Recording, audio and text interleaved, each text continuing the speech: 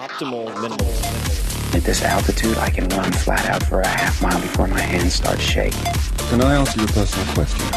Now would seem an appropriate time. What if I did the opposite? I'm a cybernetic organism, living tissue over a metal endoskeleton.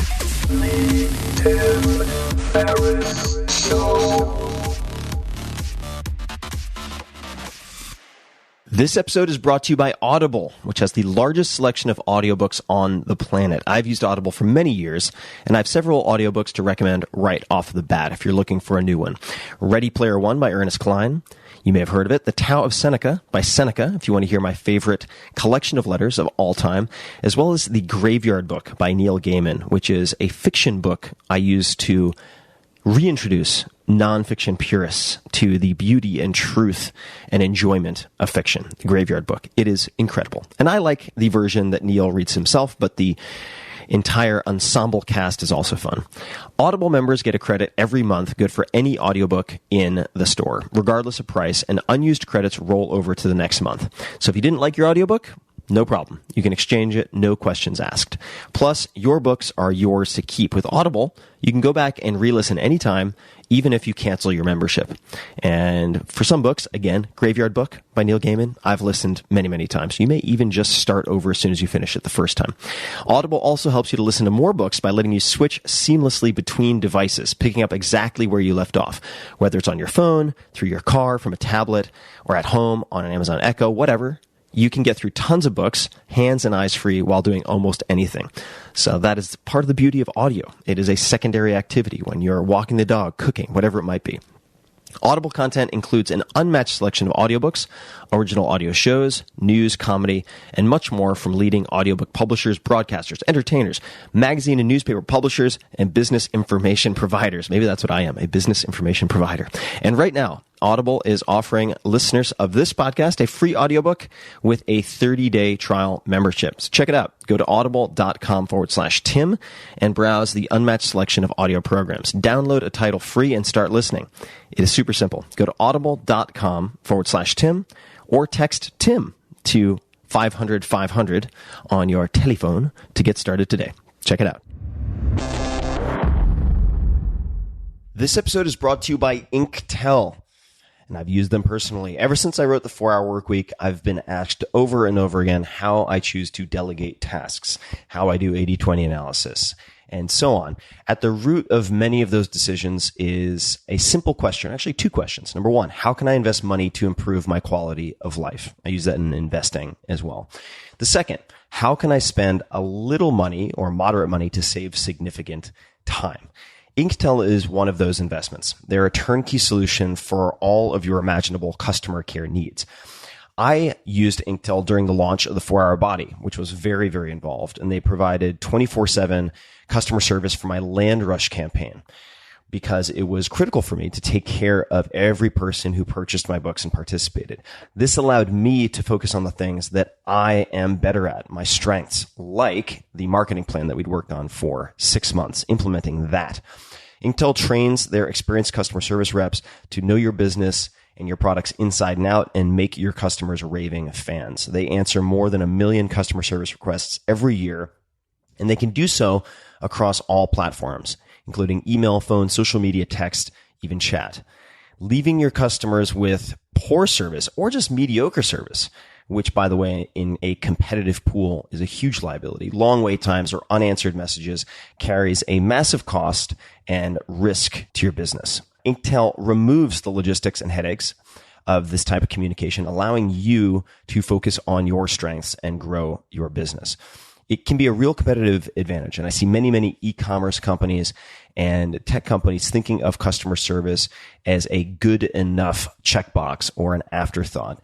And just like Airbnb used design in innovative ways to be a competitor and to win, you can do the same thing with customer service.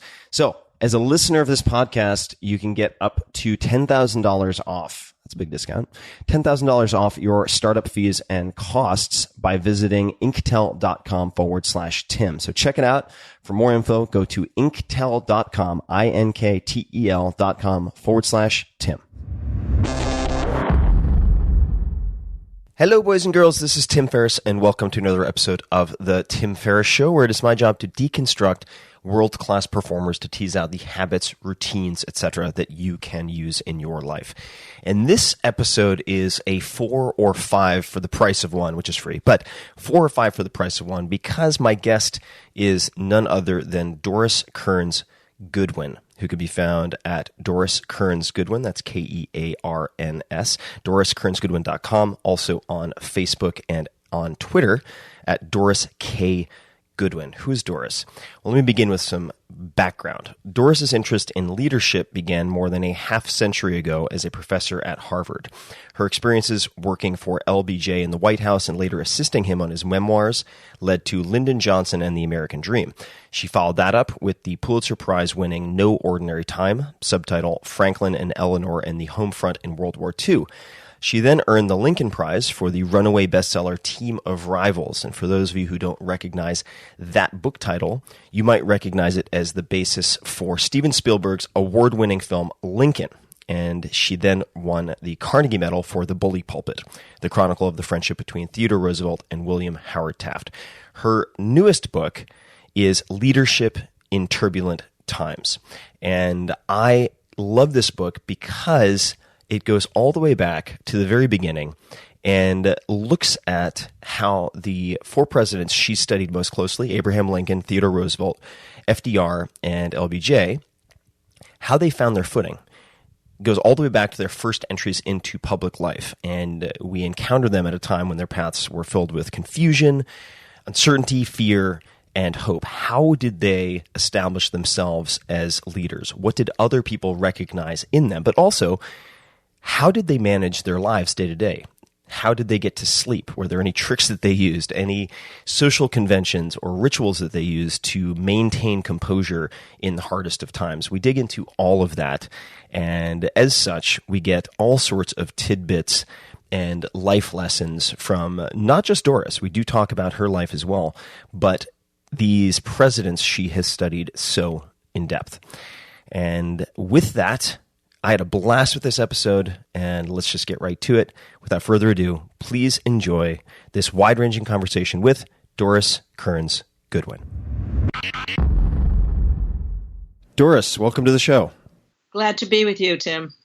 I have been looking forward to this conversation and also very intimidated by this conversation in my prep and in doing all of my homework. So I'm going to apologize in advance to you and my listeners if I embarrass myself with my lack of domain expertise as we get into many different things. But I thought we could start with something that does not intimidate me, and that is some of your very early childhood experiences. I had read in the course of doing preparation for this conversation that your father was an optimist, and his optimism was perhaps the greatest or one of the greatest gifts that he gave you. Could you perhaps just set the scene and explain some of the circumstances, and then also what that meant to instill optimism in you? No, I do indeed feel like it was the greatest gift he could have given me. He had a very difficult life, which I learned about, of course, when I was a little girl, but never having met his parents or grandparents. Grandparents had come over from Ireland, and then my father was orphaned when he was 10 years old. His little brother was hit by a trolley car when my father was 10. The little boy was 6. His mother was pregnant. He had a 2-year-old sister, and the little boy died finally from the trolley accident. His mother had a child, died, another child, and his sister and he were then put out to other people. After his mother died in childbirth, his father committed suicide. Oh. I only learned this all later. So here's this man, Michael Francis Aloysius Kearns, 10 years old, goes to work very early, eventually becomes a bank examiner in New York State, was great with numbers, something that he did not give me as a gift. But most importantly, he somehow, if you saw that man, you would never know that sadness that he had in his childhood. He had a twinkle in his eye. He loved life. He gave me that optimistic spirit, telling me if you like people, people will like you in turn. And it's been the way my life has been led since then. And it's hard to imagine what better gift. There's confidence that I think you get from your family, and I think I got that too. But the ability to just get through adversities with resilience and to have that hopeful, feeling that things are going to turn out all right, even though sometimes they don't. You think they will again. It's sustained me through my whole life. Are there any particular examples that you can think of, or just approaches that you remember your father taking to coach you through difficult times or difficult experiences? I mean, when you were perhaps not at the peak of confidence, when you were suffering hardships, what approach would he have taken, or did he take? Well, I think, in small and large ways. I remember once I was in a concert at school, and we were singing Old Man River. And by mistake, instead of singing Old Man River, instead of saying, he's tired of living and scared of dying, I said, he's tired of dying and scared of living. And I was so embarrassed. And after I came out, he said, that was much deeper what you said. He's tired of living and scared of dying. Isn't that incredible? And then I felt great, and we went and had some ice cream. And then, of course, because I was such a huge baseball fan, I had to get through the failure of the Dodgers year after year after year, the Brooklyn Dodgers. And again, he just said, it will happen some year. And he made me feel that wait till next year will happen. But probably more importantly, my mother had had rheumatic fever as a child, so she had a damaged heart and really was an invalid for most of my childhood. And so he saw what I had to go through and what he had to go through, where she was not well. She had several small heart attacks. And again, he just got her through it, got me through it. And it all sounds so sad, what I'm saying, but my childhood, bizarrely, was not sad. And I think it had a lot to do with him. You also mentioned, and part of the reason for people listening that I'm asking these questions and I'm so interested in you as a person, is that you are such a keen observer, and that's reflected in your writing, certainly reflected in your speaking as well. And I'm interested in the formation of your character and strengths and so on. Baseball. You mentioned baseball. I don't know much about your background with baseball, but is it true, and I can't believe everything I read on the internet, so I certainly stand to be fact corrected any time, that you were the first woman to be invited into the Red Sox locker room? Is that true? It is absolutely. Well, I don't know about the first woman to be invited in, but I was the first journalist to be invited. First journalist. I happened to be at spring training on the day that the order came down from the court saying that women journalists had to be allowed into the locker room to be able to do their job. So the owners of the Red Sox said, go in. So it happened that I was the first person to go in. And it actually is a Trivial Pursuit question in a New England Trivial Pursuit game. So it's a great pride to have done it. It wasn't that exciting, to be honest. I didn't see lots of guys in matters of undress but they were. I was there, and I didn't even have to interview them. I just had to say I was there. I'm okay. Have you always been as long as you can remember, an aficionado of baseball? How did that develop? I think in so many ways, my love of history came from my love of baseball. My father had grown up in Brooklyn and then moved to Long Island just before I was born, but still loved the Brooklyn Dodgers. So when I was only 5, 6 years old, he taught me that mysterious art of keeping score while listening to baseball games so that I could record for him, like on a summer afternoon, the history of that afternoon's Brooklyn Dodger game. And then he would come home from work on the Long Island train at night, and I would recount for him with all my miniaturized symbols, the K for strikeout, getting the guy around the bases. I could tell him every play of every inning of the game that had taken place, and he made me feel I was telling him a fabulous story. So it makes you think, even as a little girl, there's something magic about history to keep your father's attention for so long. In fact, I'm convinced I learned the narrative art from those nightly sessions with my dad, because at first I'd be so excited. Before I went into this huge rendition, I would say, the Dodgers won or the Dodgers lost, which took the drama of this 2-hour telling away. So I finally learned you had to tell a story from beginning to middle to end. He made it even more special for me when I was 6. He never told me then that all of this was actually described in great detail in the sports pages of the newspapers the next day. So I thought without me, he wouldn't even know what happened to the Brooklyn Dodgers. So it really did, I think, teach me the importance of telling a story. In fact, much later, I read an essay by my heroine, Barbara Tuchman, and she said, even if you're writing about a war as a narrative historian, you have to imagine to yourself you do not know how that war ended. So you can carry your reader with you every step along the way, from beginning to middle to end, not being an all-knowing person that says, oh, they won this war. What's the drama if you already know that? So I learned that just trying to keep my father's attention and telling him the story step by step of what happened to the Dodgers that day. For those who don't know, who is Barbara Tuchman? Barbara Tuchman is a female historian, and I only mentioned female historian because she was a very important early female Pulitzer Prize-winning historian. And I read a book that she wrote, Guns of August, when I was in college, and it was so beautifully written. But more importantly for me, she was writing about battles and military stuff and things that you don't imagine that sometimes a woman might be so adept at. But more importantly, she was just a beautiful storyteller and writer. So as I met her later, but she became a mentor in my imagination, I think, when I was in college. Now, the point at which history enters the scene, as such, labeled as such, even if baseball and your experiences with your father perhaps introduced you to crafting this narrative arc, did that start in high school? I had read, I don't know if that's true or not, but I had read that you had a fantastic history teacher in high school who I think won an award for best history teacher in New York State or something along those lines. Was that a very influential period for you when you were specifically in that class, or did history somehow enter the picture prior to that? Well, I think beyond baseball, the other experience that led me to love stories from the past is because my mother had rheumatic fever and had this damaged heart. I loved to listen to her tell stories. I kept saying to her, Mom, tell me stories about you when you were a young girl like me. I somehow thought if I could keep her mind talking about days when she was young before her illness set in, that her mind would control her body and this premature aging process we were witnessing would be stopped in its tracks. So I was constantly saying, Mom, tell me a story about you when you were my age, not realizing how peculiar that was until my own three sons never once said to me, Mom, tell us a story about you when you were our age. But I think it instilled in me the idea that stories from the past can bring people who are different alive when they were younger. And then, of course, when I ended up studying dead presidents, trying to bring them to life. So these two roots, I think, of my father's love of baseball and my wish that my mother could be younger and I could imagine her running up the steps two at a time, led to my interest in the past.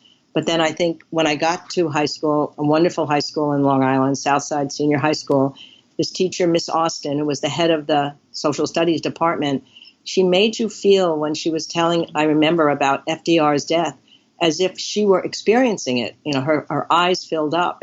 And she did indeed win an award as the best history teacher in New York State. So all of us benefited by having that chance to see history come alive. I love history so much now, and I just wish that every kid in school would have a teacher with that kind of passion, because whenever I hear kids say, oh, it's boring, it's just a bunch of facts. And I keep thinking, no, it's about people who lived before. They had drama in their lives. They went through tough times. Our country went through tough times. And the more you can learn from that perspective, just like learning from your parents or grandparents, you're learning from generations ago. And if I could just have a Miss Austin in every school in America, that would be my dream. When did you decide that you wanted to explore biography as I suppose you're one of your many explorations of literature and as a writer? When did that first come onto your radar, or did you first think of it? No, I think where biography came from was Lyndon Johnson. When I was in graduate school and in college, I was really interested in the Supreme Court and thought I might actually go to law school rather than graduate school. But I did end up going to graduate school, and I had a great teacher at Harvard Graduate School who taught the history of the Supreme Court.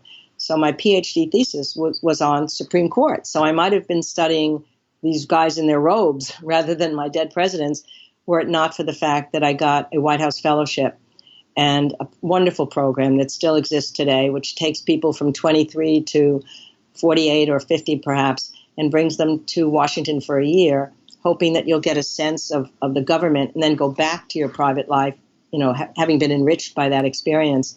And I was at the young end. I was only 24 when I was chosen, and ended up in a peculiar way working for Lyndon Johnson, and then helping him on his memoirs, the last years of his life, and then writing my first book on Lyndon Johnson. So that's what set me into presidential history. That's what set me into biography, that random experience. I mean, chance plays a role in so much of our lives, I think. In the course of prepping for this, read that you had some doubts about whether you would remain in the White House, and I'm paraphrasing here, I'm pulling from memory, which isn't always my strong suit, because you had written an anti-war piece, and that, I guess at the time, the president decided to keep you around, and that if he couldn't convert you, nobody could. And I'm just wondering, A, if you could flesh that out a little bit, and B, why he would make that type of decision. Yes, what happened is when we were chosen as White House Fellows, there was a big dance at the White House. And he did dance with me that night. Not that peculiar. There were only 3 women out of the 16 White House Fellows. But as he twirled me around the floor, he whispered that he wanted me to be assigned directly to him. But it was not to be that simple. For in the months prior to my selection as a White House Fellow, like many young people, I was active in the anti-Vietnam War movement, and had written an article with a friend of mine that we had sent to the New Republic weeks before and had not heard anything back on the need for a third-party candidate to challenge Lyndon Johnson. So it came out with the title, 2 days after the dance in the White House, How to Remove Lyndon Johnson from Power. Oh my God, I was certain that he would kick me out of the program, or even worse, he might destroy the entire program. But instead, surprisingly, he said, oh, bring her down here for a year. And if I can't win her over, no one can. So I was not assigned directly to him in the White House, though. I think I was too incendiary for that. So I was assigned to the Labor Department under Willard Wirtz, who was a wonderful mentor. And then Johnson withdrew from the race in March of 1968.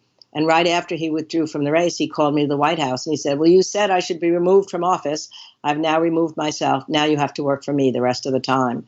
And so I did. I went to the White House. And then, as I say, he asked me when the White House Fellowship and the year working for him came to an end to help accompany him part-time to his ranch to help him on his memoirs. He wanted me to come full-time, but I knew enough about Lyndon Johnson then that if you were completely in his sway, it was really hard to keep your own sense of balance. So I asked him if I could just go part-time and go back to Harvard to start teaching, which is what I wanted to do. And at first he said, no, all or nothing, all or nothing. So then the last day when he was in the White House and he was going to leave the next day, he called me back and just said, okay, it's all right, come part-time. And then he just got to me. He said, you know, it's not so easy when you're not in power in the same way to get what you want. I won't forget that you're doing this, but just don't let those Harvards poison your feeling about me. So that was the extraordinary experience. I stayed at the ranch much of the time I was there, got to know Lady Bird, got to know him very well, and felt a great deal of empathy for him, even though he never changed my mind about the war. I did see extraordinary success that he had had in the Great Society and in civil rights, and I saw him struggle with how he would be remembered in those last days and last years of his life. So it was a very emotional experience, led to my first book, Lyndon Johnson, and then from there, I became a presidential historian somehow. It wasn't that I set out to become one. What an incredible opportunity. I wonder, and this is, I'll just ask you, if just in an alternate universe, I were able to ask him directly why he asked you to help him, what do you think he would say? I mean, he could have reached out to any number of people. What did he see in you? Or how would he answer that question, do you think? Well, you know, he had a number of other people that were working on the memoirs with him. But I think to some extent, because I was young and he knew that the audience he wanted to reach were those young people, because he felt that they hadn't understood him, even though he liked to believe he had done so much for them, which he had, except for this huge thing, the Vietnam War. I was a woman, so maybe it was easier to be able to talk to me as a woman. And he knew that I loved listening to stories, and he was a great storyteller. I mean, fabulous, colorful, anecdotal stories. There was a problem with these stories. I later discovered that half of them weren't true, but I loved listening nonetheless. So I think part of my attraction for him was that I loved listening to his tall tales. There was also a moment when I worried that part of the reason he had me there was because I was a young woman. But everything was perfect. I kept talking to him about steady boyfriends, even when I had no boyfriends at all.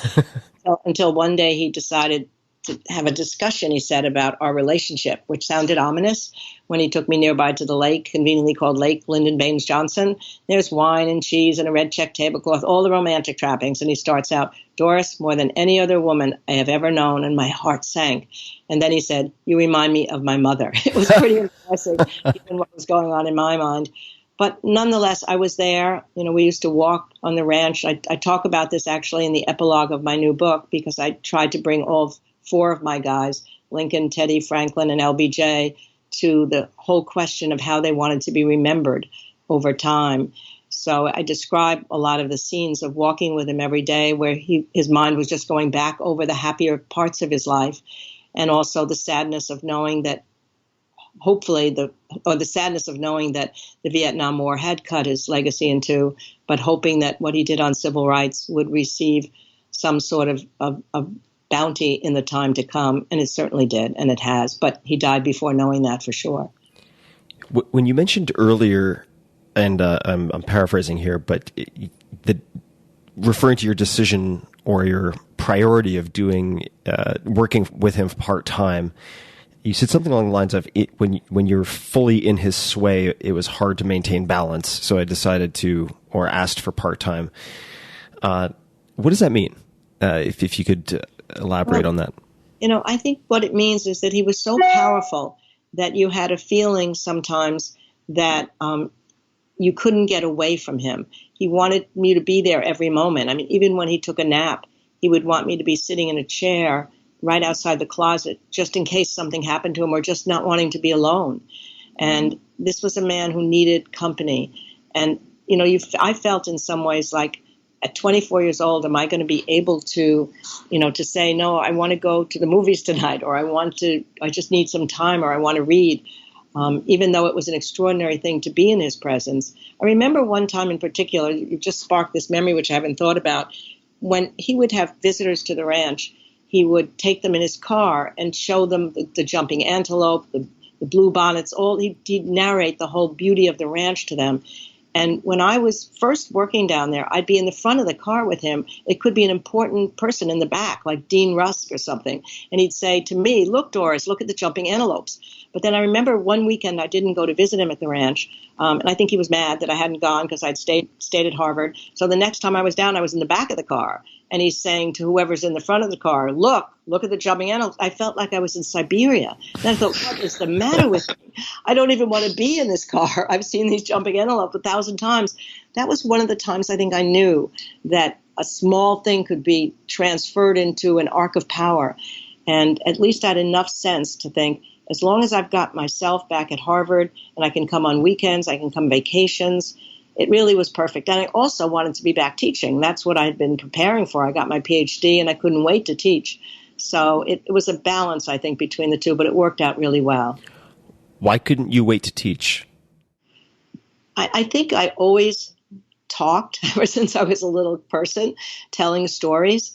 And I knew that if I could teach now the kids at Harvard, it was later than getting them in high school or elementary school, but at least then, if I could make them love history just as I had, that I would be doing something meaningful, because I thought in passing on that passion, and there could be 1 or 2 or 3 or 5 kids in the class that might end up really loving history, even if they didn't go into it. Maybe for the rest of their lives, they'd be reading history as their avocation, not their vocation, that I would do something that mattered to me. So, and I really loved teaching. I mean, I only stopped teaching when I got married and had my kids and couldn't teach and write and be with the kids at the same time.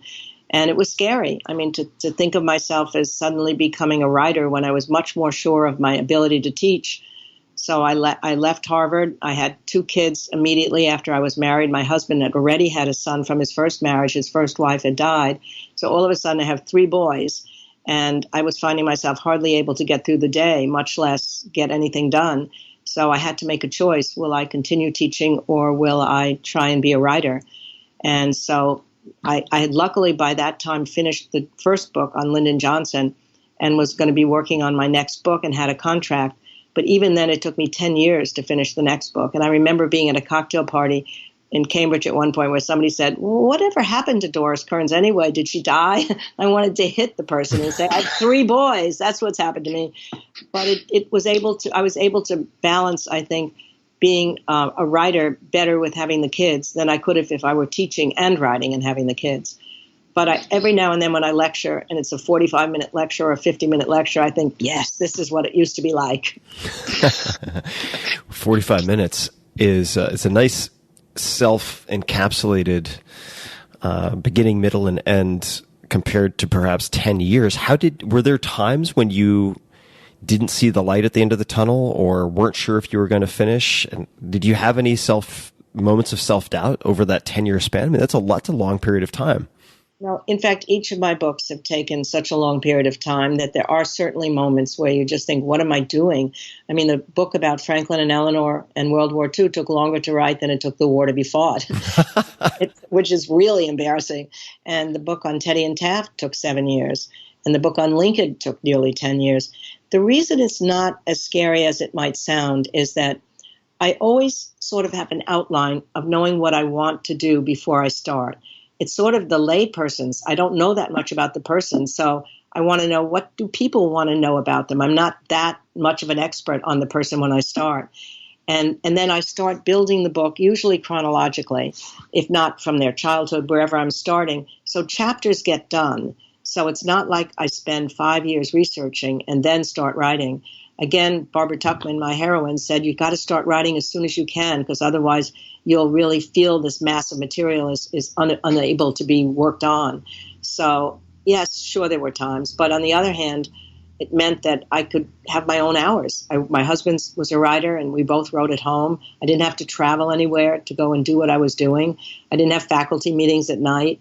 I could be with the kids. I could go to the Little League games. And I really appreciated that I was now in a profession that allowed me to balance as much as I could, even if it meant I wouldn't produce 40 books. I sometimes think, what if I, had been a man living in another time and I wasn't involved with the kids? I mean, it's a sad thing to think about. Maybe I would have produced more books, but I would never trade it.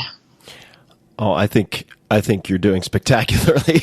I have, as I was mentioning earlier, such an incredible level of respect for the work you've done. It's very intimidating on some level. It's just fat. I'm not sure it's intimidating, but it's fat. Yeah, I know. It's. Somebody was teasing me who read The Bully Pulpit which was a very long book, actually, 900 pages, that she was reading it at night in bed and she fell asleep and it broke her nose. Luckily, my new book is shorter than any of those. So nobody's nose is going to be broken. Well, let's talk about some of your guys. And perhaps we're going to bounce around quite a bit and we can take this in just about any direction. But I'd love to perhaps start with a question about Lincoln.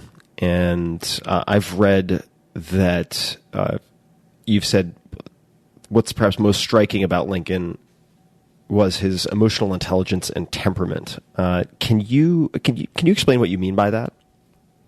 Absolutely. I mean, I think when we look at the quality of empathy, which I think is a critical quality for any leader, I think for some people it's inborn, others can develop it over time.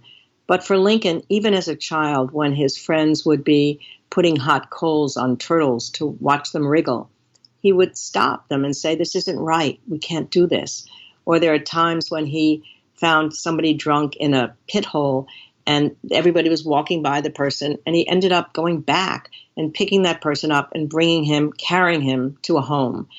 And you can see that in him as a child. But it's more than that. I felt living in his presence that I could become a better person. I don't always think that. I have great respect for the people that I've written about, but there was something about Lincoln's, and even forgetting how it made him a great leader, which it did, he just refused to let resentments fester. He refused to let himself get jealous of people. I mean, it wasn't that he didn't have the normal human emotions of jealousy or envy or anger, but he said if you allow those to fester, they'll poison you. So there would be times when, I might be jealous of something or envious of something. And I just remember, I'd say, Lincoln would tell me, this isn't doing you any good. You have to stop. I mean, there's this extraordinary story of Stanton, who becomes his war secretary. And they had met when they were in the law practice together in the 1850s. Stanton lived in Cincinnati. Lincoln, of course, is in Springfield, Illinois. But Stanton had a very national reputation and had a big case to be tried in Chicago. So they thought they needed someone of counsel in Illinois. His partner came and looked at Lincoln, thought he'd be fine. Lincoln was so excited at the thought of working with this extraordinary lawyer, Stanton.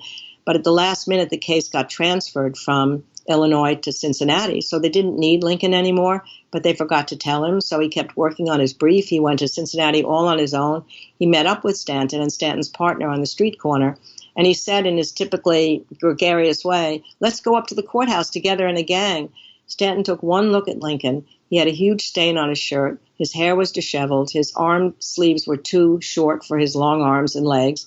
And he turned to his partner, and the partner said this later, and said, we have to lose this long-armed ape. He will hurt his face.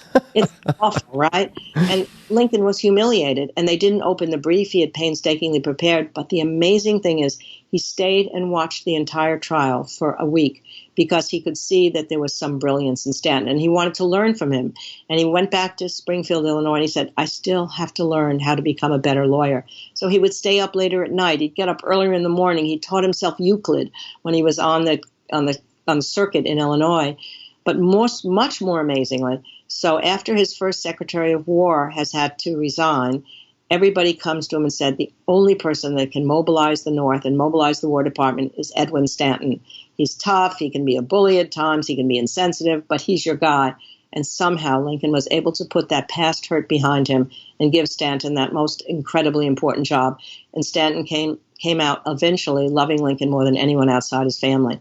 Now, that's a story that it tells everything you want to know about him. He said, I don't care if somebody disliked me or liked me in the past, if somebody's been guilty of ill treatment or abuse of me, if they're right at this time, in this place, they're the right person for the time. I trust that I'll be able to bring out the best in them. And he did.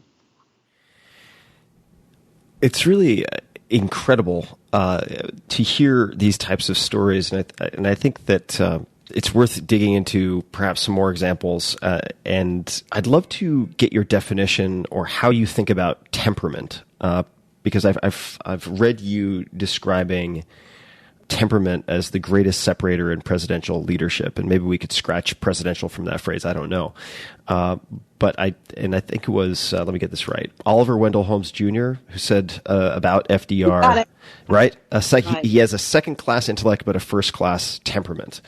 What does that mean to you? I think what temperament means really is your basic stance toward people, toward the world. If you have the kind of temperament that's got a certain base of confidence in it so that you can surround yourself with people who can argue with you and question your assumptions? Do you have a temperament that allows you to share credit when something goes well, to take the blame when something goes badly? Do you bring out the best in other people? Do you make them want to work because you have a common sense of mission? All of these are the basic way you treat other people. I mean, I suppose it is encompassed in emotional intelligence, but I think you're born with a certain temperament, but you also can develop a certain temperament over time. And I do think Oliver Wendell Holmes was right. I don't think he was right that FDR had a second-rate intellect. I think that's defining intellect by academic excellence. And he was a mediocre student at Harvard, a mediocre student at Columbia Law School, but he had an incredible problem-solving mind. And he had the ability to bring people around him, experts in all the academic fields, and he'd start out these evenings, these brain trust evenings, where they just relax and tell funny stories and have a couple drinks. And then he would start questioning them. And he was an incredible questioner. And he could bring out, it was almost as if he was excavating their brain. And whatever he heard by verbal thing, he could remember. People remember in very different ways. I mean, Lincoln remembered when he read. He had an extraordinary memory that if he read something over and over again, it would stick in his brain like a poem or a piece of Shakespeare's drama. FDR learned by listening to other people. And once he had the story in his own mind, he could then tell it to somebody else. So that's intelligence is of a different sort, I think, than just doing well on a series of exams when you're in school.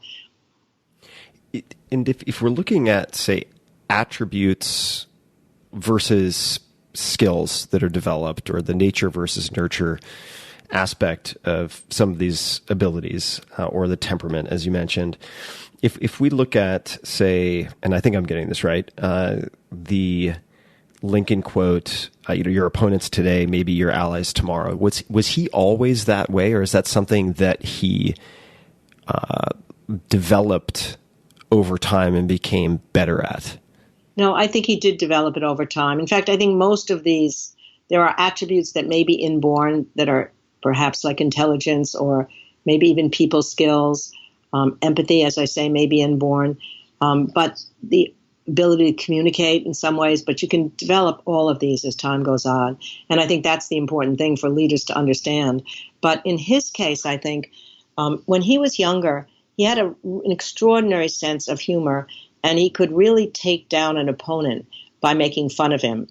And he did that on a couple of occasions. And there was one time when the audience loved what he was doing and making fun of the opponent. And then he saw the opponent leaving the audience and with tears in his eyes. And he just said to himself, this isn't worth it. This is not the way you do it.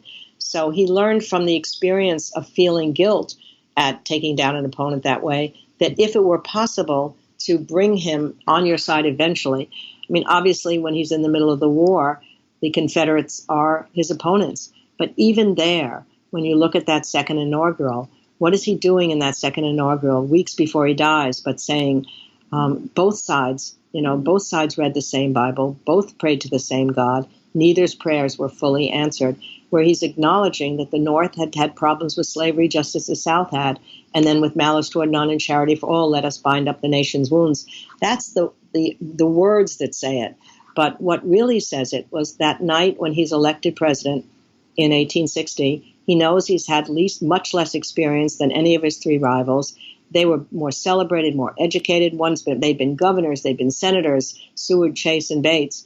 And he realizes, I need their help. The country is in peril. These are the strongest and most able men in the country. I need them by my side. He brings them into the top three positions in his cabinet. Some of his friends say, why are you doing this? You're going to look like a figurehead having these strong people around you. And he said, I need them, and I'll be fine.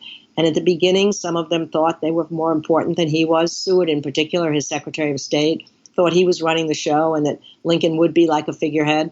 But then at a certain point, Lincoln saw what Seward was doing. He knew he needed him, but he put him in his place. He said, I am the president, and I will do this. And they, too, became great friends. And Seward ended up, admiring him more than anybody else. So I think he had an internal confidence that he could bring these opponents into his midst. But it wasn't easy. It meant holding hands with a lot of them. It meant having to chew them out when they started bringing their anger toward each other out in public. And he had to keep going at it. It's much harder than if you have the same people around you who are all in the same direction. You may not have as many arguments and as many troubles, but he was able to contain those factions within his cabinet. And then he was containing it in the country at large because they each represented a certain segment of the population, whether it's radical, moderate, or conservative.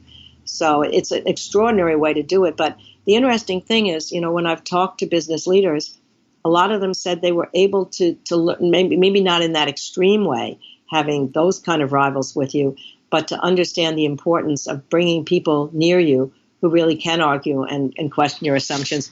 There's a moment, the same thing with FDR. He's in a room with a bunch of generals early, before the war had even started, the Second World War, and he's describing some pet project that he loved, and all of them are shaking their heads as if, well, that's wonderful. And he looks over at George Marshall, who eventually, of course, becomes the chief of staff, and he says, George, you're not shaking your head. What do you think? And he said, well, Mr. President, I don't agree with you at all. And the room came to a silence, and everybody left, and they thought, well, that's it for George Marshall. And then he appointed him not long after, bringing him up like 14 names on the list or more to be the head because he wanted that kind of person around him. So it's that strength, I think, that inner confidence that allows you to do that. That's a critical question in all leadership capacities. Do you have any people you surround yourself with who will speak truth to you, or who have wildly divergent opinions or political perspectives? I mean, is that something that you have proactively built into your life, or did you just have people already surrounding you who offer those opportunities to hear dissenting opinions? It's a really important question. I mean, I think in my work, so I've had a woman who's been my research assistant for the last 35 years, and she's still working for me. Beth, who's my manager, my best friend, my partner in a lot of things that we do together, lives in California, has worked with me for the last 18 years. And I trust her, I think, more than almost anybody to tell me when something I've done is not up to par, when something I've written is not as good as it should be, and when maybe I'm moving in some different direction. And then my husband and I have a best friend named Michael Rothschild, who is a writer and a sculptor and lives in Maine. And he has worked with both my husband and me, and we've worked with him on everything we write together, everything we do together. And he's absolutely honest about this sentence isn't any good, or this, you're not making this clear. So that's built in a certain sense. I'm not sure that I did it on that purpose, but they are the kind of people, Beth and Michael, and my husband, of course. My husband read every single thing I've written and not only edited them, but would tell me when I was going off in a direction that really wasn't right. I remember when I was working on the book on the Kennedys, and I'd always been interested in medical history because my sisters were both nurses, and my brother-in-law was a doctor, and because of my mother's medical history. So John Fitzgerald, Rose Kennedy's father, had gone to Harvard Medical School for a year, and I thought, oh, this is great. I can write a whole chapter on the state of medicine in the 1880s. And then my husband looks at it and he says, but he dropped out of medical school and he became a politician. Why are you doing this? And, I hated to make that chapter go down to 2 pages, but he was just dead right. But the other thing that happens that builds in dissent is that we live in Concord, Massachusetts, and ever since the kids have been grown, and the kids are now joining us because they live back in the town, which I can talk about later. But anyway, we go out every night to eat in a bar. There's 2 or 3 bars in Concord that the whole gang of us goes to one night, one the other night, and the next one the next night. And in that group of people, there are Trump supporters, there are radical people, there are moderate people, and we argue and talk about politics. And I think it's really important for me to be able to listen to those other sides when I'm going to be talking on television or thinking about today, as opposed to thinking about the past. Let's say you're having one of those group conversations. You're at a restaurant/bar, so there may or may not be alcohol involved. There may be. If things get heated, how do you or other people in the group, are there any particular phrases you use or interjections you use to cool things a little bit if they start getting too ad hominem or too heated? And I guess what I'm stretching for here is, if there are any tools or phrases, approaches that people might use to create environments where a group like that can actually communicate and hear each other's opinions without it devolving into a verbal fistfight. Yeah, and obviously, all over the country right now, it's a difficult situation where in some places you go in bars and they won't even put the news on because they're afraid it will rile the people and make them unhappy. So it's not been easy discussions, not only this time, but we've had a tribal feeling about Democrats and Republicans for some time now, through Obama, through Clinton, through Bush. And I guess the best thing is, as long as you can just ask the people, why do you feel that way? Or what makes you, what parts of him do you like? Or do you like this part of what he's saying or not that? And you can sort of parse it out, or they can ask us, why did you like Hillary? Or why did you think she'd be okay? Even though they might have thought she was a terrible candidate. And as long as you can acknowledge, that yes, parts of her candidacy didn't work, but this is what I thought she was prepared for. Or on the other hand, they could say he touched a chord, Trump did, in people who felt they were being left out and people who felt that they weren't being listened to. And then sometimes it does. Sometimes if it gets too hard, then we just say, okay, let's have another drink and change the subject and talk about the Red Sox. And that's what does it. And there may be some Yankee fans in the group, but usually it's not. So not up here. So the Red Sox are a very calming device. Even though we get mad at them too, but not this summer. This summer they're doing great. So this is what we're discussing, this type of looking for a different adjective, but still civil is fine. Civil discussion, civil discourse about some of these potentially polarizing topics. I mean, that is a skill that can be developed. You have to practice, but it can be developed. And I'd love to look back at some of your guys and to look at perhaps some of the mistakes, failures, or roadblocks, which I know you discuss very, very directly in the new book, to maybe give an illustration of something they perhaps weren't very good at that then later became good at, just to show us, give us some historical examples of those early mistakes /weaknesses /roadblocks and how they dealt with them. Well, I mean, taking both Teddy Roosevelt and Franklin Roosevelt, for example, I mean, both of them had grown up in an extraordinary privileged background, and both had a certain kind of snobbishness, I think, about people who are not in their class. When Teddy Roosevelt went to Harvard, he looked up the names of potential friends to see if they were on the social register, so that he would know they'd be safe for him to be friendly with. But then, interestingly, he always was interested in the outdoors, in fact, in part because he was suffering from terrible asthma as a child. So he had to build the body that would allow him to become a man and to live on. So in the summers, he would go to Maine with these guides, and they were kind of backwoodsman guys. And he just loved being with them, and he loved asking them about their lives. He had always been interested and curious in other lives through literature, but now he was seeing them. They knew the woods. They knew things he didn't know. And all of a sudden, the fact that he read more books than they did seemed less important. But even so, when he first got into the state legislature, he was a fiery kind of character, and he went after a judge who he thought was corrupt, and he pounded his desk, and he said terrible things about him, and he got a swelled head when the judge was undone by the newspapers. And then he realized that he'd become so self-important that he thought the Democrats on the other side were terrible people. He wasn't dealing with them, that only he knew what was right. And as he said, I rose like a rocket and then I fell to the ground. And he finally decided that you had to compromise and collaborate and be with other people and learn from them. So, and FDR similarly, when he first got into the state legislature, he did very well at the beginning. He was organizing a group of people, and he thought that the Tammany bosses were all bad people.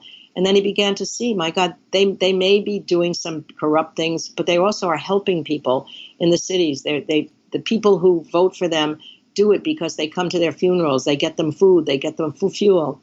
And he moderated his kind of approach to politics. But that's the thing that, what Teddy said at one point was the great thing about being a politician, more than if he had chosen another field, and I'm not so sure it's true today, but it was then, he said, a man who takes an active part in the political life of a great city is going to be meeting all sorts of people as a result. And that's what he called fellow feeling, which he said was essential for any democracy. He said that by going to places that he normally wouldn't go, he went to tenements, he was a police commissioner, and he roamed the slums at night. He was a civil service commissioner, so he understood what it was like to take an exam and want to have a job for that kind of clerkship. He was in the army. He had fellow soldiers that he was leading, and he lived with them in the same kind of tent. All of that broadened his experience that he would not have had as a child. And by the time he reached the presidency, he had what he called that sense of civic life being marked by understanding other people's points of view. It's the very thing that's missing in our country today. He said a large part of the rancor of political and social strife arises from misunderstanding by one section or one class. They're so cut off from each other that they don't appreciate each other's passions and prejudices. And because he had spent time in the West, where he went after his wife and his mother died on the same day in the same house to escape his depression, he saw cowboys. He was a cowboy. And it's that breadth of experience that I think all leaders need to. It can come through curiosity. It can come possibly through reading, but it comes through meeting people of different sections and different places. And that's what politics in the best sense can do. But today, I think they're much more narrowed down to the people who agree with them, and they don't have that same broad experience that they used to. Let's say that there are people in government listening to this podcast, and I do know that there are a number of senators who subscribe to the podcast and various policymakers. What are some recommendations you would have if they want to develop that broader perspective? Are there any particular actions you might suggest, any particular habits that, based on the historical accounts in your research of these larger-than-life figures, that they could, in the current day, somehow incorporate to develop these types of attributes that we're talking about? I do believe there are. I mean, think about it. Lincoln used to have ordinary people come into his office in the morning and just talk to him about what they wanted. They wanted a job. This is the days before civil service. And he'd listen to their family discussions. He'd listen to why that clerkship or that postmastership would matter to them. And after a while, his secretaries, Nicolay and Hayes, said to him, Mr. President, you don't have time for these ordinary people. He said, you're wrong. I must never forget the popular assemblage from which I have come. So Teddy Roosevelt took whistle-stop tours on a train 6 weeks in the spring and in the fall. And he went to places where he'd been defeated as well as places where he had won. And then he would stop the train at the local station and listen to newspaper editors, who would be criticizing something he was doing. He'd be talking to ordinary people. You have to get out of the office. I mean, FDR was not able, because of his paralysis, to go around the country as much as Teddy Roosevelt was. But he sent Eleanor, his wife, 200 days a year. She would be going from one New Deal project to the other, seeing which ones were working, which ones wasn't, bringing him back stories of people who were hurting during the Depression, the stories that he needed to really work. And LBJ, if you look at the way he dealt with the Congress, why was he so brilliant in getting the two sides of the aisle together? Because in the first 6 months of his presidency after JFK died, he had every single congressman over in groups of 30 to the White House. They would then start with drinks together, and then Lady Bird would take the spouses in those days on a tour of the mansion, and then they would sit and talk. And then he would call them up at 6 in the morning. He'd call them at noon. He'd call even a senator at 2 a.m. He said, I hope I didn't wake you up, but I just need your advice. And then the senator says, oh, no, I was just lying here looking at the ceiling, hoping my president would call. But nothing beats spending time with different people and not letting your day get filled up just with the colleagues and the people in the government itself. I mean, FDR said when he was putting over the papers to the FDR library, the first presidential library, he said, there's millions of papers here of government talk to one another, but the ones I value the most are the letters from the people who are telling me their stories and their opinions of me and what I should do differently. And those are the ones that I hope people will read as time goes by. So maintaining that connection, whether it's a leader and their company and their shareholders, or whether it's a president and their constituencies, and keeping that sense of understanding and connection directly. That's why FDR was so terrific on the radio, because he made people feel when he was communicating with them that he was talking to them individually. People would be sitting in their living room or in their kitchen looking at the radio, but they felt somehow he was just talking to them. There's a story about a construction worker going home one night, and his partner said, where are you going so early? He said, well, my president, he's coming to speak to me in my living room tonight. It's only right I be there to greet him when he comes. It's that sense of keeping that connection. The higher up you go, the more likely it is to narrow the numbers of people that you see. And all of these people reached out across those barriers to keep fresh. Even when Eleanor Roosevelt came back from her stories of what the people were feeling in the country, they would always have dinner the first night, so the story would be fresh, not repeated over time. You mentioned Eleanor. You also mentioned Lady Bird Johnson.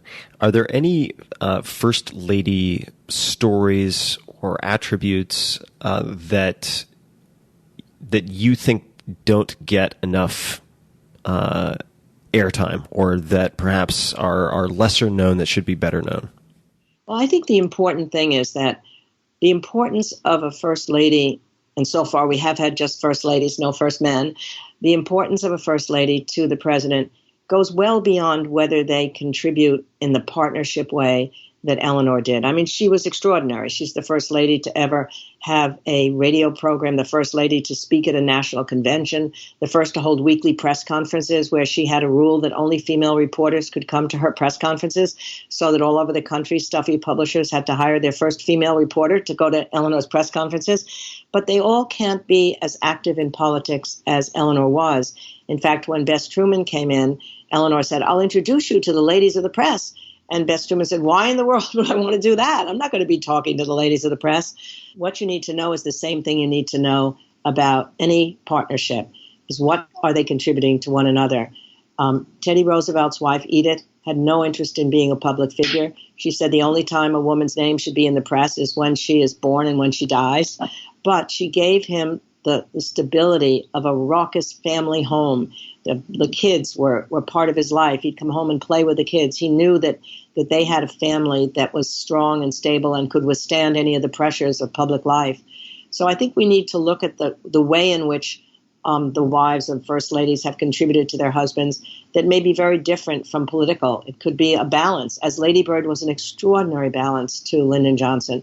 There were times, even when I was at the ranch, where I could see him get so angry about something, and controlling anger is such an important part of leadership. And somehow as he was yelling at somebody, she could just put her hand on his knee and say, now, Lyndon, you don't really mean that. You're going to feel bad about this later on. And somehow it just calmed him down. So I think sometimes it's somebody who's calm against the manic person. Sometimes it's somebody like Eleanor who could actually argue with him. I mean, he said she was like a welcome thorn in his side. She was the person who could tell him the truth whenever he needed to hear it. Are there any other presidents? There could be someone you have written about, could be someone else you've studied. Doesn't even have to be a president, a leader, let's just say, who strikes you as particularly underrated or overlooked. And it doesn't have to be one. Could be more than one. Well, there's leaders that I don't know about. That's what's amazing. Even though I taught a course on the presidency for years at Harvard, I don't really know a lot of our presidents. In fact, right now I'm involved in possibility of a miniseries on George Washington. And I can't tell you how little I know about George Washington, which is really embarrassing. But I'm so excited because now I'll be able to live with him. I'll wake up with him in the morning and think about him. I'm not writing about him. It won't be quite as intense as it would be, but helping as a consultant on this documentary. So I don't think he's underrated, though. I think people know about him. But I'm sure if I were to go into somebody like Cleveland, maybe, Grover Cleveland, if I went into James Polk, which everybody who knows him says, now he's a really interesting guy, you'd find more about it. That's the thing. When you study somebody, you get interested in them. And the fact that they reach the presidency usually means that there's some ambition there. There's some desire, hopefully, to do something for the country.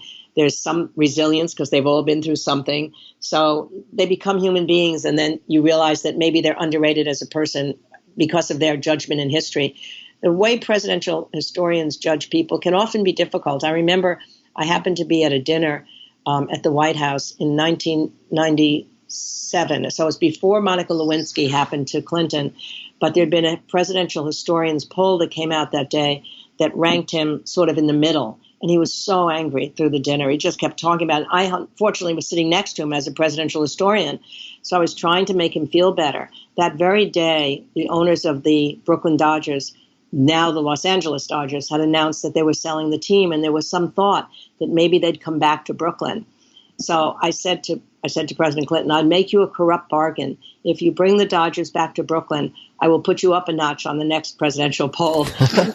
He didn't even really laugh. I didn't think he thought it was funny, but I thought it was funny. Anyway, just mentioning that business, though, of Lyndon Johnson and having anger, controlling anger is such an important part of leadership. And some of my guys were so much better at it than others. I mean, Abraham Lincoln had this wonderful ritual that I think you can develop, where when he got angry with somebody, he would write what he called a hot letter to the person, releasing all his anger. And then he'd put the letter aside, hoping he would cool down psychologically and never need to send it. The famous case of that is when General Meade failed to follow up with General Lee's army after the victory at Gettysburg, despite telegrams saying you can't let Lee's army escape. He did let Lee's armies escape, and Lincoln was so upset about it that he wrote a long letter saying, I'm immeasurably distressed. You didn't do what we asked you to do. Had you done so, the war would have come to an earlier end. But then he realized, oh my God, he's still in the field. This will paralyze him. He puts the letter aside, and it's never even seen until the 20th century when his papers are opened, and a raft of these kind of letters exist, never sent and never signed. So after the book Team of Rivals came out, a CEO wrote me and he said, thank God for Lincoln's hot letters. He had written an email to a subordinate thinking that the subordinate had done something wrong. And then he decided, I think I'll just put this in draft instead of sending it. And he found out the next day that he had been wrong about the information. So that's one way to get through with anger. FDR had his own way. He would write drafts of speeches. Say his fireside chats would go through 5 or 6 drafts before they would be done. And if he was angry at a congressman over a particular incident, he would call out the person by name in the first draft. He'd call him a traitor to his class, a terrible guy. A new young speechwriter came along and said, I can't believe he's going to do this. This will look terrible. The older speechwriter said, just wait till the second draft. By the second draft, the congressman's name was gone. By the third, the negative adjectives were gone. By the final draft, all was sweetness in life. But he'd gotten it all out of his system by doing that. So figuring out ways to get that anger out in a way that's not going to hurt the person directly and hurt your own leadership is something that my guys were able to do. Lyndon Johnson, less able to. When he'd be angry, he would go, for example, to somebody's desk. And if the desk was clean, he'd think, oh, my God, the guy's not working hard. If it was messy, he'd think he's disorganized. and then when he got angry, he would just start yelling at the person right there. And then he'd feel bad. And he might send, a present to them the next day. But so much better if you can release that anger in a different way. Stanton, Lincoln's war secretary, came by one day and he was furious at a general. And so Lincoln said to him, well, why don't you write to the general and tell him what you're feeling? And so Stanton comes back a few days later and he reads him the thing and he says, now, Stanton, what are you going to do about it? And he said, well, I'm going to send it, of course. And Lincoln said, no, you're not. Just throw it in the waste paper basket. And he said, but it took me 2 days to write. And he said, I know, and it did you ever so much good. You feel better now. That's all that's necessary. Just throw it away.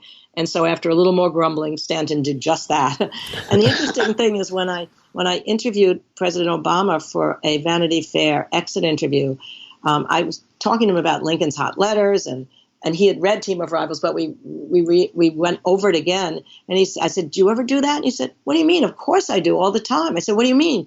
He said, I write dozens of letters and crumble them up and put them in the wastebasket. So that's a lesson one could learn.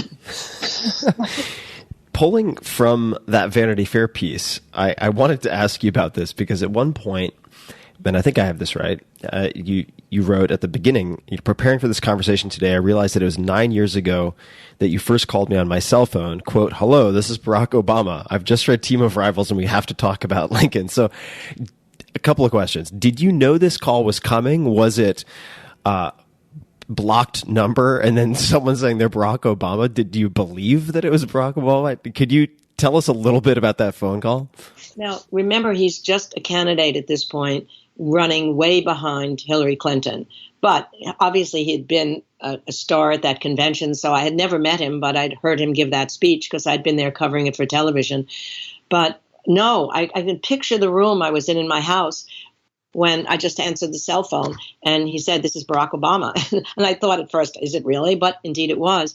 And what had happened is that he wanted to talk to me about the book, not because he was thinking of creating a team of rivals. He was so far behind Hillary at that point. He just was fascinated by Lincoln's emotional intelligence, how he could forgive these people in the past, how he could control his anger, how he could share credit, all those things. So I went to his Senate office building and talked to him about Lincoln.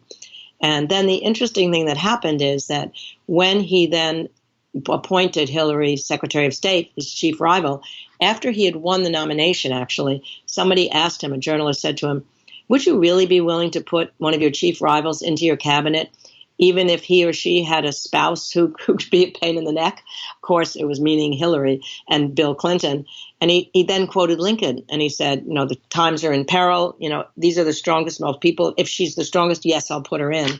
So then when he did, it sort of became a term, team of rivals.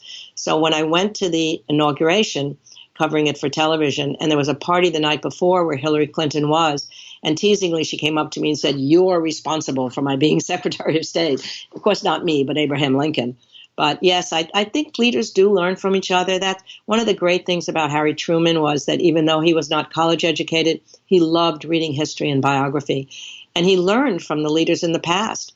I mean, each one of them, I think, learns from each other. I mean, when I think about it, the book that I've written about Lincoln and Teddy and Franklin and LBJ, it's almost like a family tree because LBJ's hero was Franklin Roosevelt, who he called his political daddy. Franklin Roosevelt's hero was Teddy Roosevelt. In fact, he modeled his whole career on him. When Franklin was 28 years old and a law clerk, as I say, not having been a great student or even a great law clerk, he and the law clerks are sitting around and talking about what might happen to them in the future. And he said, I'm not going to be practicing law forever. I think what I'd like to do is to be a state legislator. And then I think I'd love to be Assistant Secretary of the Navy. He loved ships and he loved maps and he loved the Navy. And then maybe from that I could be governor. And then who knows, maybe I could be president. Exactly the path that Teddy Roosevelt had taken. And Teddy was his hero. They were distantly related. But of course, Eleanor Roosevelt was Teddy Roosevelt's younger brother's daughter. And her father had died of alcoholism young. So Teddy became a really important uncle to her.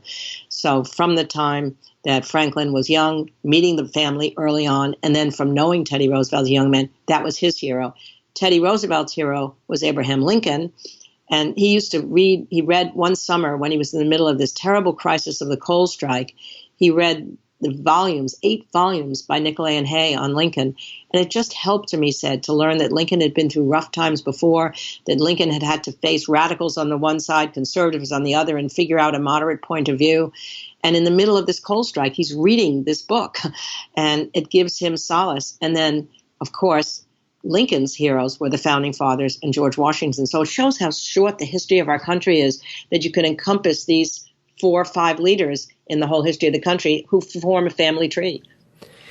It is remarkable. It really is incredible. I mean, I think about, say, traveling overseas, and you find these buildings that are by not a small margin, so much older than the entire history of our country.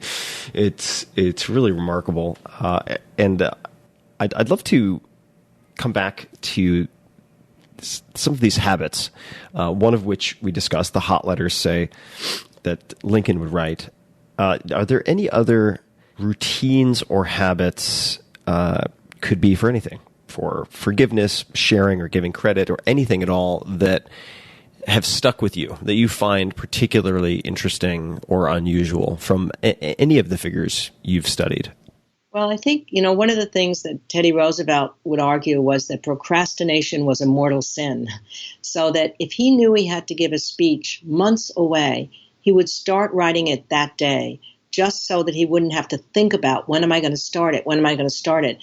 Even when he was leaving the presidency, he was supposed to give a speech in the Sorbonne after his year in Africa on the hunt that he went on, but he had already finished the speech before he went even on the hunt to Africa. And so there's so many times, even for myself, if I have something I really don't want to do, I at least start it so that I won't have to think, when am I going to start that thing? So that's a habit that I think he developed in his other people in the cabinet. Whenever they had to give a speech or go somewhere, they would all be preparing ahead of time and sharing drafts with one another, which they wouldn't have done if it had waited till the last moment. I think the most important thing, however, that they all figured out how to do was how to relax and replenish their energy, to find time to think and relax. I think about it in our 24/7 world. So many leaders or even regular people working in an organization feel, I can't take a vacation, or I have to take my email with me wherever I go. I can't find time to do anything else other than work. But think of these guys that I'm studying. They certainly had difficult situations. You had Lincoln having to deal with the Civil War. You have Teddy dealing with the Industrial Revolution and the huge gap between rich and poor that arises during that time, and big labor strife. You have, obviously, FDR with the Depression and World War II, and Lyndon Johnson with the Civil Rights struggle. And here they go. Lincoln goes to the theater more than 100 times during the Civil War. And people criticized him for it. They said, how can you go to the theater in the midst of all this? And he said, I've got to get out of politics and out of the war. And for a few hours when I'm watching Henry IV, I can imagine myself back at the War of the Roses. And I must have some relief from this terrible anxiety. It will kill me, and the theater is it. Or for Lincoln, when he told funny stories, he was a great storyteller. And he could tell stories to people who were around him, and they'd laugh. And when he would laugh, somehow he was whistling off his sadness. So humor, in a certain sense, was his way of dealing with anxiety. Teddy Roosevelt every afternoon found time, 2 hours every afternoon, for either a raucous tennis match or a strenuous hike in the wooded cliffs of Rock Creek Park, or being thrown around by 2 Japanese wrestlers, or a boxing match. He loved playing this game, single stock. He would often injure himself in these various games he played. And then there was one time when he was in the middle of the coal strike where he was deprived of these zany exertions because he had an infected leg. So he writes to the Librarian of Congress, and he said, I need some escape from all this. I want you to send me something on Mediterranean history or something on the history of Poland. And so in the middle of this coal strike at night, he says, and he writes back to the Librarian of Congress, and he said, it's been such a delight to drop everything useful, everything relating to my duty, particularly the coal strike, and spend an afternoon reading about the relations between Assyria and Egypt, which could not possibly do me any good, but in which I reveled accordingly. Franklin is the best. I think in some ways he's the best. So first of all, he loves having movies at the White House. He loves crossword puzzles. He loves his stamps. He loves looking at maps. He loved playing poker. He really, really knew how to relax. But the best thing he did was when he was in World War II, he had a cocktail hour every night And the rule was that you couldn't talk about the war. You could talk about books you'd read, you could talk about movies you'd seen, gossip about people, as long as the war wasn't mentioned. So for a few precious hours, he, like Lincoln, when Lincoln was at the theater, could relax totally. And after a while, this cocktail hour was so important to him that he wanted his closest friends and associates to be living on the second floor of the White House to be ready for the cocktail hour. So the White House became the most exclusive residential hotel you could possibly imagine. Harry Hopkins, his foreign policy advisor, came for dinner one night, slept over, didn't leave until the war came to an end. His secretary, Missy Lehand, lived with the family in the White House. Lorena Hickok, who had an emotional relationship with Eleanor, had a bedroom next to Eleanor. And the princess from Norway in exile in America during the war lived with the family on the weekends. And the great Winston Churchill came and spent weeks at a time in a room diagonally across from Roosevelt's. So when I was writing the book, I just imagined all these people in their bathrobes at night on the corridor of the second floor of the White House waiting for the cocktail hour or having come from the cocktail hour and then being ready for bed and wishing that when I'd been up there with Lyndon Johnson, when I was 24, I'd asked, where did Roosevelt sleep? Where was Eleanor? Where was Churchill? But I wasn't thinking in those terms then. So I happened to mention this on a radio program in Washington when No Ordinary Time came out. And it happened Hillary Clinton, then in the White House, was listening. So she promptly called me up at the radio station, invited me to sleep overnight in the White House so I could wander the corridor together with her and her husband and figure out where everyone had slept 50 years earlier. That's amazing. She invited me and my husband to sleep overnight, and we were given Winston Churchill's room, which meant there was no way I could sleep. I was certain he was sitting in the corner drinking his brandy and smoking his cigar. But with my map, we figured out, yes, Chelsea Clinton is sleeping where Harry Hopkins was, and the Clintons are sleeping where FDR was, and of course we were with Winston Churchill. So it was pretty exciting. That is amazing.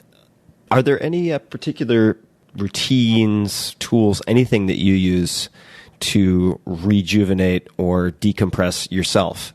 You have an incredibly busy schedule, or you certainly, just based on the amount of work you put out, it would seem that you are certainly able to go. So what have you built into your schedule to help recharge the batteries?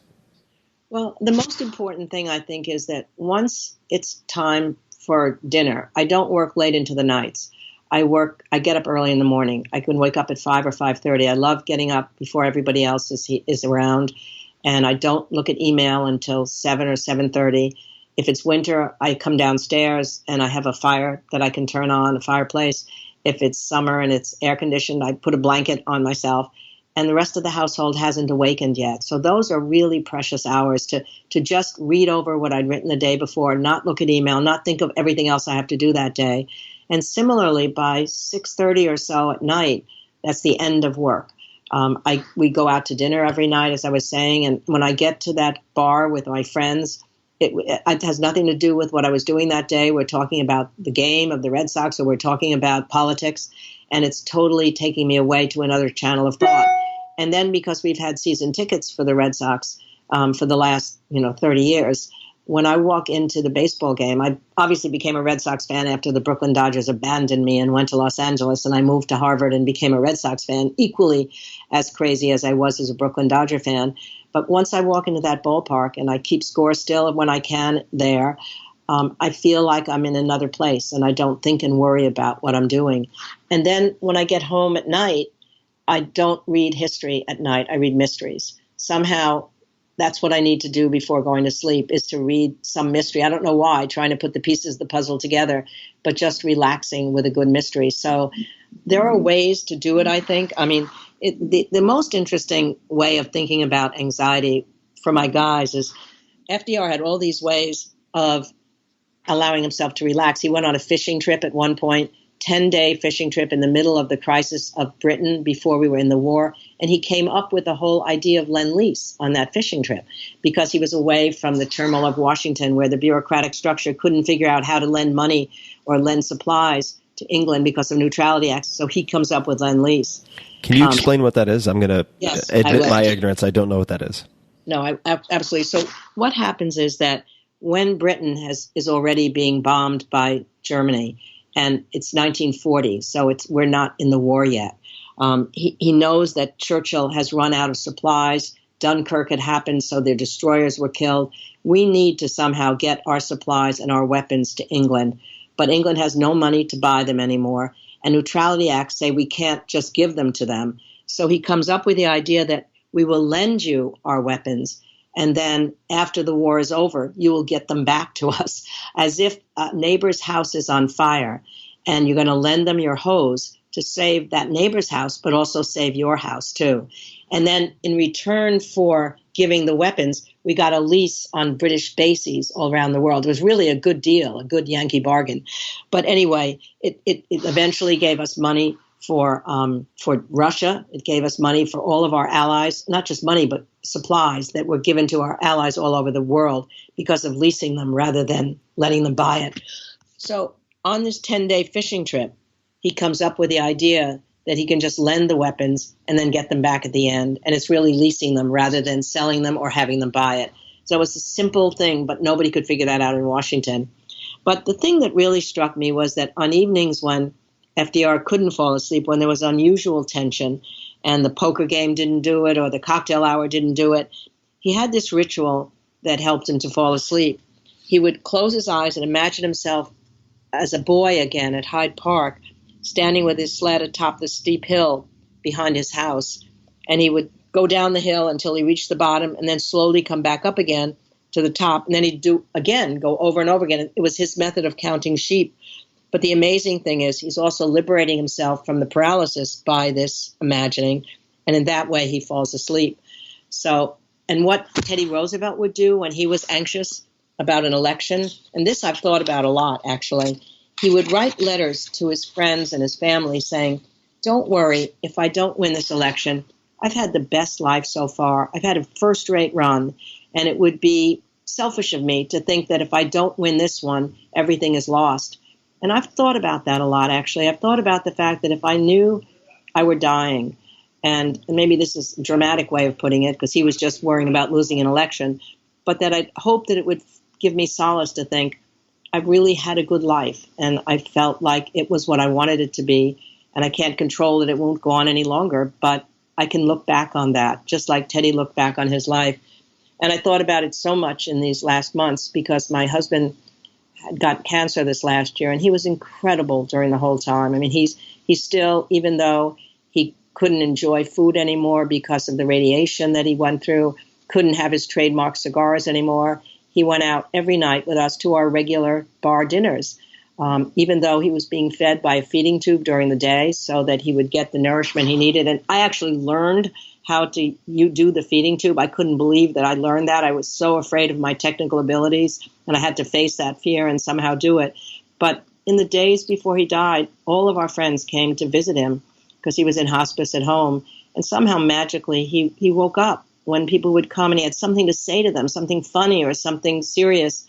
And then he would go back to sleep and then wake up again.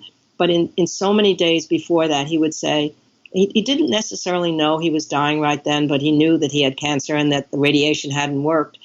And there was no sense of talking about death. He was still working on a book that he hoped to finish.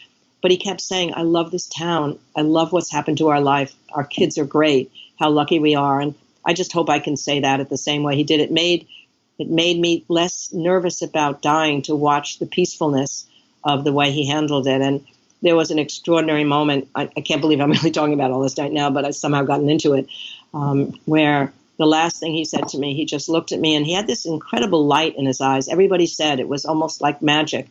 And he just said to me, you are a wonder. I mean, I will take those words with me the rest of my life. So I just hope I can be as peaceful and loving as he was as he faced his own death. Thank you so much for sharing that. I don't know how I got into all that, but it had something to do with anxiety and how you go to sleep at night. Yeah, the gratitude and appreciation that you're describing on so many different levels. First and foremost, I'm sorry for your loss. I can't even imagine what that would be like. But I thank you for sharing that. No, you're welcome. He was great. 42 years of marriage and an extraordinary life that he had. I mean, he was involved in so many things that people knew when the obituaries came out, the breadth of it. People had known part of it. I mean, we knew he wrote for Lyndon Johnson, the great We Shall Overcome speech. He wrote Bobby Kennedy's South Africa speech, The Ripples of Hope. He worked with JFK when he was only in his 20s and worked on some of his famous South American speeches, Al Gore's concession speech. But more important than any of that, he was just involved in policy and in the Great Society and civil rights. And then he was in the quiz show investigation, and that was made into a movie because he was the young guy who discovered that those quiz shows, when you weren't even born, those quiz shows were corrupted. And then he wrote a play about Galileo and Pope Urban VIII that was put on in London and in Boston. It was such a wonderfully broad life, and he was a great guy and a great husband and father to our kids. Our kids adored him. I feel like I'm unsure of where to go next with this. That was such a beautiful story, and you're a gifted storyteller, and it seems to go back a long way. You've honed that certainly over time, and you have some of the most incredible, speaking of storytelling, some of the most incredible book blurbs and quotes from admirers of your work for this new book, Leadership in Turbulent Times. You have Warren Buffett. You have an incredible collection of fans who have provided you with words for this book. Why did you write this book? I mean, you have such a keen sense of the finite amount of time that we're all given on this planet, given your study of history, certainly mortality, your firsthand exposure to it. Why put the time and energy into writing this book? Well, in some ways, I mean, I started it 5 years ago, so the times were not as turbulent as they are now, but there was a sense that Washington was broken even then, and that we weren't kind of leadership on the two sides of the aisle that could get anything done. And having lived through the 60s, having been there when the Civil Rights Bill passed and the Voting Rights Bill passed and aid to education and Medicare, it was such a thrilling time to be young, to see our country moving together in those directions. I'd written about these four guys before, but I hadn't really looked at them as leaders and what it was that made them able to not just bring two sides of the aisle together, but lead the country through such difficult times. And I realized that each of the times in which they led were far worse than the time we're living in now. So that if we think this is the worst of times, history will tell you, no, we've had more turbulent times before, and we got through them when you had the right leader fitted for the right time. I mean, they all had different leadership styles. They wouldn't have been fitted to be in the other time, possibly. So it's not just a matter of the constellation of traits you have. It's whether or not those behavioral patterns fit the challenges of the moment of the time.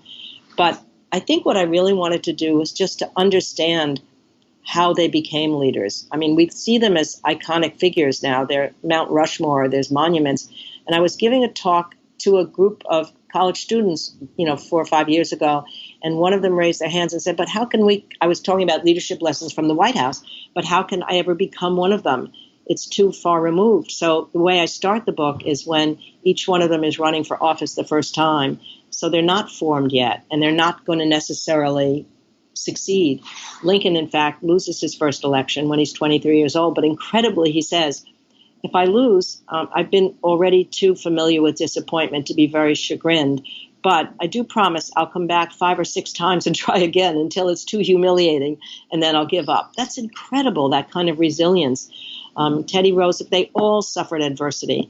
And I guess I was interested in that too, maybe because of my personal history of my mother dying when I was 15, my father dying when I was in my 20s, so that I had encountered death at an early age. But all of these people went through terrible adversity. Lincoln had a near suicidal depression when his word was no longer his bond. He had broken his engagement to Mary, and he was humiliating her by doing so. He had failed in bringing infrastructure projects to Illinois, which he had promised to do. And he really was almost ready, he said, to die. But when he was told by his best friend, you have to rally or you will die, they'd taken all knives and scissors and razors from his room, he said, I would just as soon die now, but I've not yet accomplished anything to make any human being remember that I have lived. So that was his lodestar. That carried him through everything, all the losses that he had. He tried for the Senate twice. He lost. He finally wins the presidency, and then he has the Civil War in front of him. So resilience and coming through adversity was a key that I wanted to understand, and it happened to all of them. Teddy Roosevelt lost his wife and his mother on the same day in the same house in New York. His wife was pregnant, having a child. The mother, only 49, had come to take care of her. The mother got typhoid fever and died. And the wife died in childbirth on the same day in that house. And he was so depressed, he left the state legislature. He went to the Badlands. He said he had to be on his horse 15 hours a day. He could outride black care, depression. But more importantly, he found solace in nature. He found solace in the West and became a different kind of leader because he understood the West as well as the East. And he came back and then went on to this extraordinary political career. But it taught him, he said, that you don't build your resume little by little. He had always thought before he had a pattern worked out, and no longer did that pattern seem. So he said, I'm just going to take whatever job comes that seems really interesting to me because it may be my last job, because he now had a fatalism about life. So his friends say, why are you becoming civil service commissioner? Why are you police commissioner? This is below you. He said, no, I want to do these things. And if it's my last job, so be it. And then, of course, most importantly, FDR. I mean, what he went through when he contracted polio and was paralyzed from the waist down, it allowed him to emerge more warm-hearted, more connected to other people to whom fate had dealt an unkind hand than he would have been before that. You know, he said if you learn humility through something like the polio and the paralysis. He said if you spent 2 years trying to move your big toe, which is frozen, and you finally move it and you celebrate it, then the pressures of the presidency are not going to get to you. What he did at Warm Springs by bringing his fellow polios, as he called them, to enjoy life again, not just to rehab themselves in the Warm Springs pool, but he would have wheelchair dances. They'd play games in the soccer games or badminton games in the pool. He made them learn to live life again, even with the affliction of having been paralyzed. And he emerged a different person. I mean, it's extraordinary what he did. I just, on a human level, I found these stories so important to understand, much less because it made them great leaders. I mean, when he first made an appearance after his polio, 2 years afterwards, he hadn't been in public life. He was asked to give a nominating speech for Al Smith for president in 1924 at the Democratic Convention. And he was very worried about how he could get from the seat with his braces locked in place. He could appear to be walking if he held onto the arm of somebody, his son, strong arm, get to the podium. But he practiced and practiced that distance in his own library time after time. And he was sweating and he got up to the podium and he made it. And he would practice even when he couldn't walk at all. He would practice crawling up the stairs, one stair at a time. And each stair, when he got higher, they'd have a celebration. When you go through that adversity, you're a different person at the other end. And Lyndon Johnson, what happened to him was that he had a loss in a Senate race in 1941, and for him, it was as big an adversity as these other things were because it meant the end, he thought, of his political upward climb. And sometimes people don't get through adversity in a positive way. They can go backward. And he then just accumulated wealth and power and was not as interested as he had once been in making lives better for other people.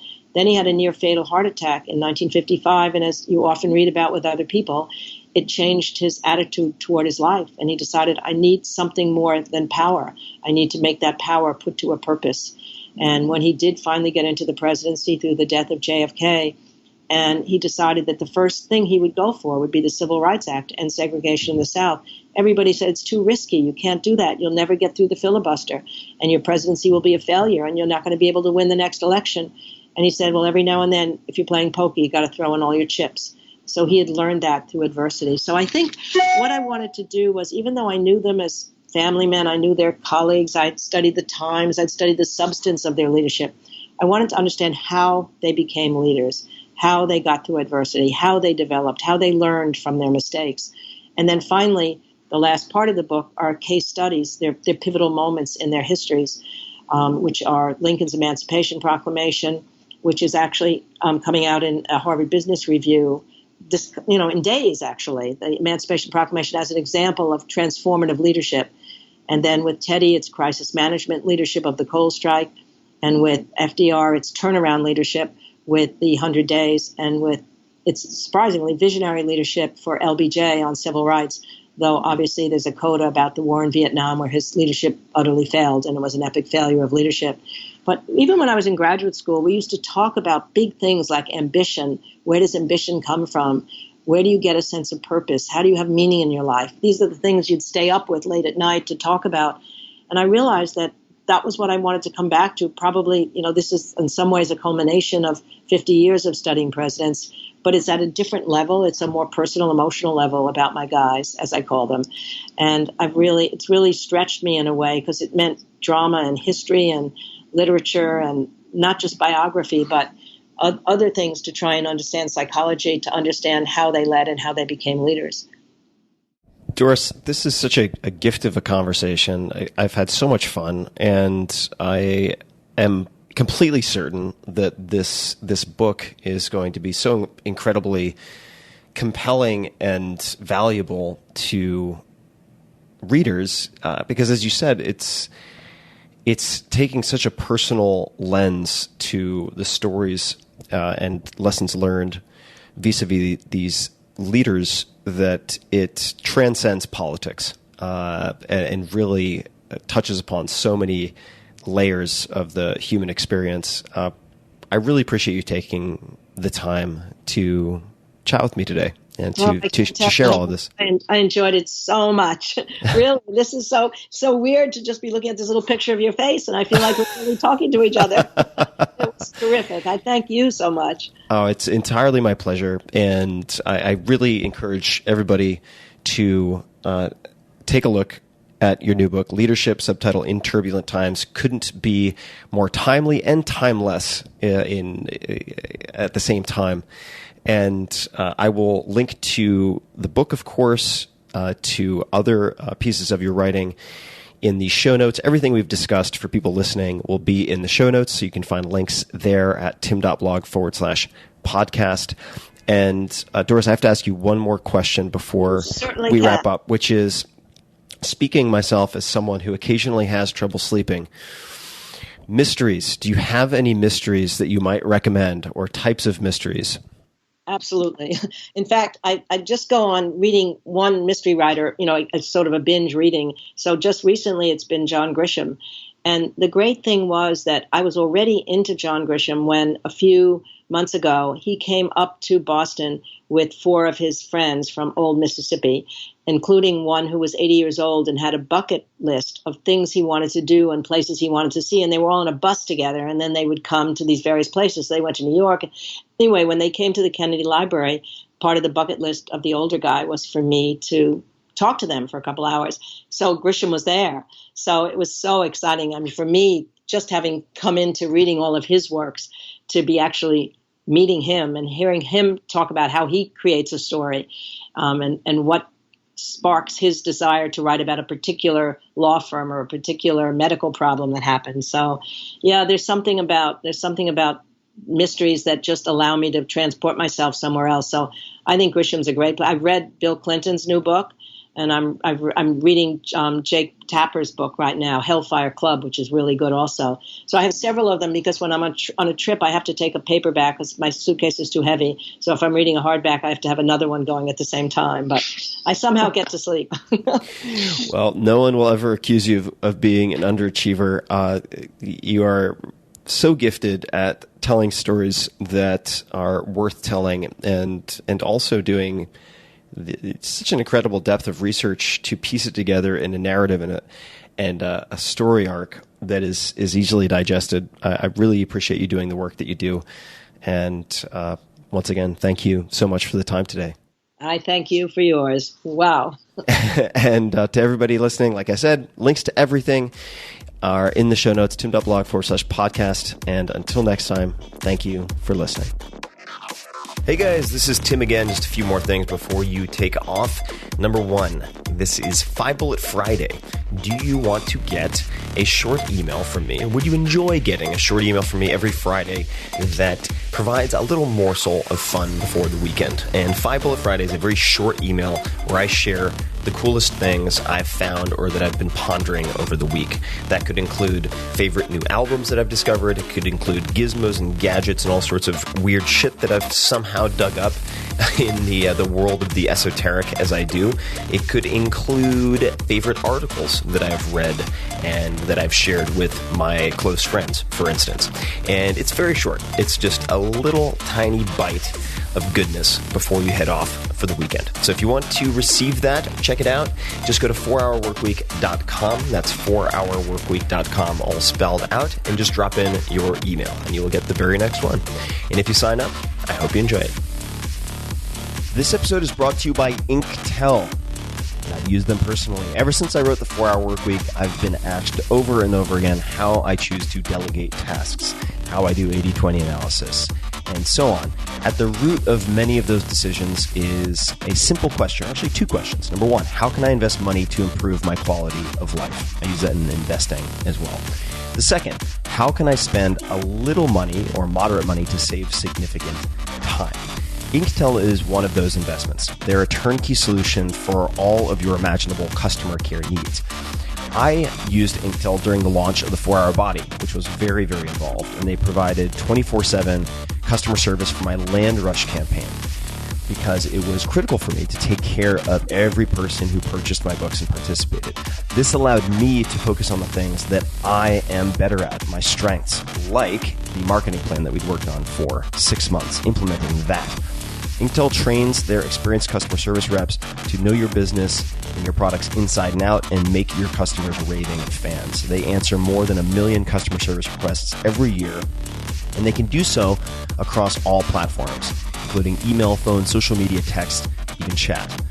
Leaving your customers with poor service or just mediocre service, which, by the way, in a competitive pool is a huge liability. Long wait times or unanswered messages carries a massive cost and risk to your business. Inktel removes the logistics and headaches of this type of communication, allowing you to focus on your strengths and grow your business. It can be a real competitive advantage, and I see many, many e-commerce companies and tech companies thinking of customer service as a good enough checkbox or an afterthought.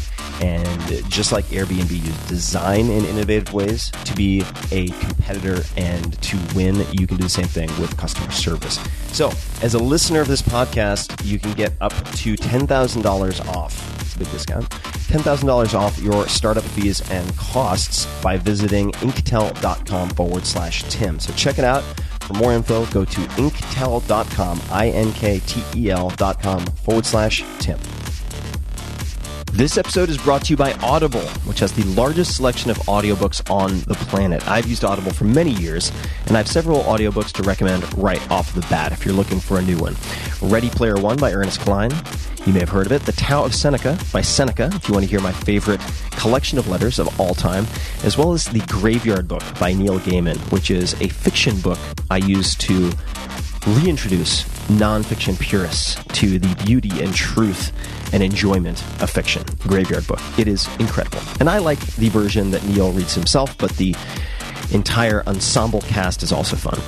Audible members get a credit every month, good for any audiobook in the store, regardless of price, and unused credits roll over to the next month. So if you didn't like your audiobook, no problem. You can exchange it, no questions asked. Plus, your books are yours to keep. With Audible, you can go back and re-listen anytime, even if you cancel your membership. And for some books, again, Graveyard Book by Neil Gaiman, I've listened many, many times. You may even just start over as soon as you finish it the first time. Audible also helps you to listen to more books by letting you switch seamlessly between devices, picking up exactly where you left off, whether it's on your phone, through your car, from a tablet, or at home on an Amazon Echo, whatever. You can get through tons of books, hands and eyes free, while doing almost anything. So that is part of the beauty of audio. It is a secondary activity when you're walking the dog, cooking, whatever it might be. Audible content includes an unmatched selection of audiobooks, original audio shows, news, comedy, and much more from leading audiobook publishers, broadcasters, entertainers, magazine and newspaper publishers, and business information providers. Maybe that's what I am, a business information provider. And right now, Audible is offering listeners of this podcast a free audiobook with a 30-day trial membership. So check it out. Go to audible.com/Tim and browse the unmatched selection of audio programs. Download a title free and start listening.